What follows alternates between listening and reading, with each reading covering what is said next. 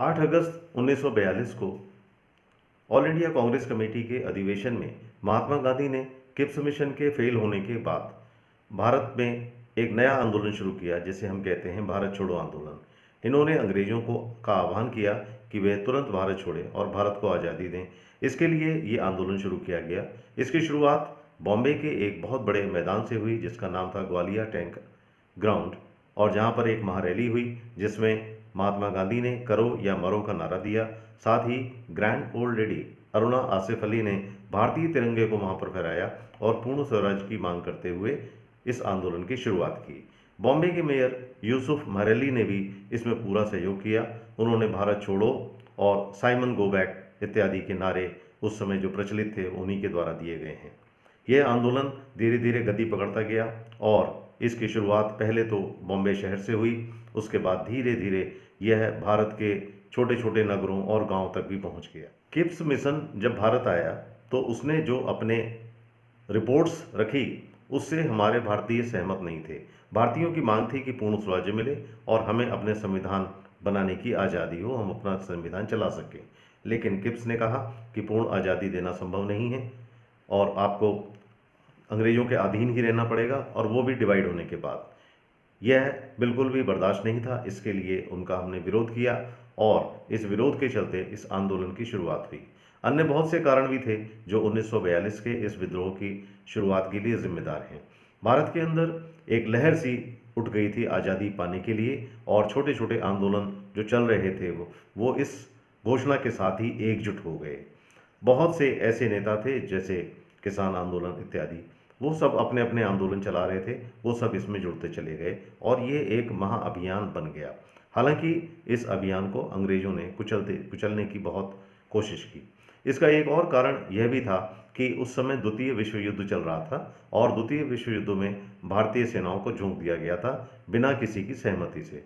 यह भी हमारे लिए अच्छी बात नहीं थी, जिसका विरोध किया गया, और इसके लिए भी ये एक बहुत बड़ा कारण था।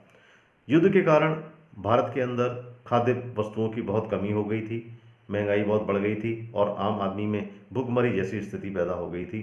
तो अब उनके पास कोई और चारा नहीं था। वो चाहते थे कि जल्दी से जल्दी हमें आज़ादी मिले और हमारा देश प्रगति करे। इसके लिए 1942 में जो आंदोलन शुरू हुआ, यह प्रारंभ में बहुत तेज गति से बढ़ा। उसके बाद धीरे धीरे अंग्रेजों ने इसको कुचलना शुरू किया।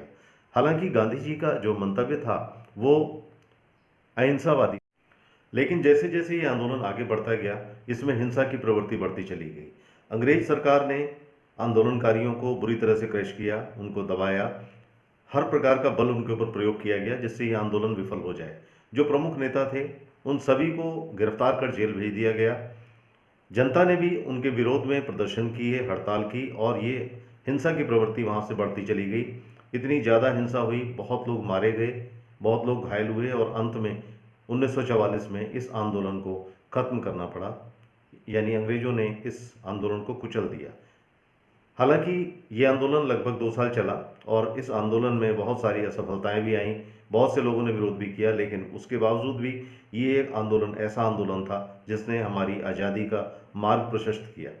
तो आइए अब इसकी चर्चा करते हैं कि इस आंदोलन से क्या क्या लाभ हुए और क्या क्या हानियां हुई, सफलताएं और असफलताएं।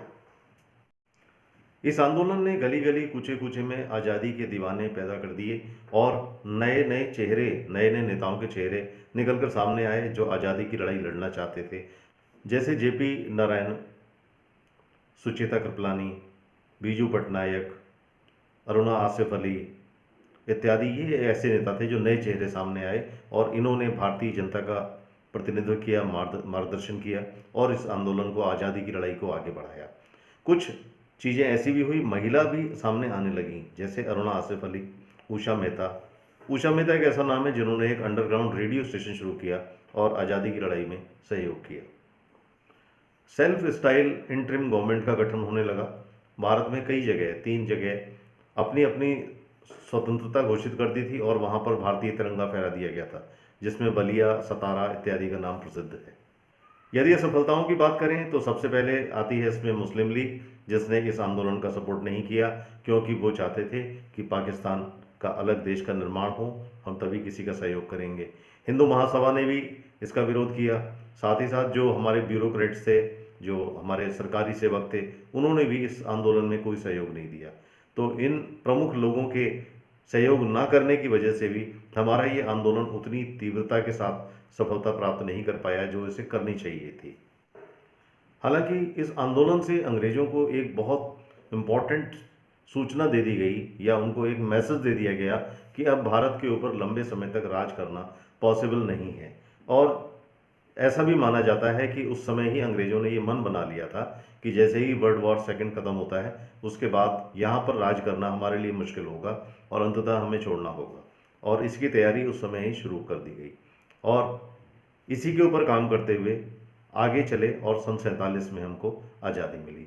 तो ये था आज़ादी का एक प्रमुख आंदोलन, भारत छोड़ो आंदोलन।